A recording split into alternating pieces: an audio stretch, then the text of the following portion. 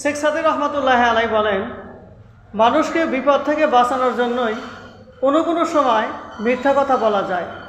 যেমনি আমরা ইতিহাস শুনেছি যে এক বাদশার নিকটে এক মানুষকে মৃত্যুদণ্ড দিয়েছে।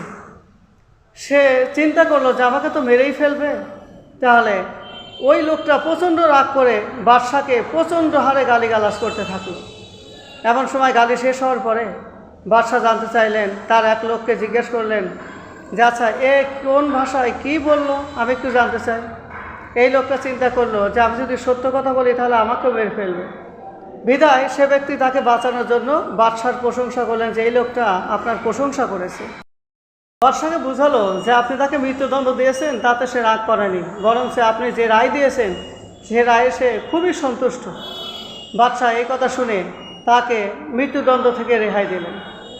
এই জন্য কখনো কখনো দেখা যায় যে মিথ্যা কথা বলে যদি মানুষকে বিপদ থেকে রক্ষা যদি করতে পারো তাহলে সেটা তোমার জন্য জায়েজ এবং গুনাহ হবে না। তাই মিথ্যা সবসময় না বলে মিথ্যা বলবা সেই জায়গায় যেই জায়গায় অপর মানুষের জীবন রক্ষা পায়।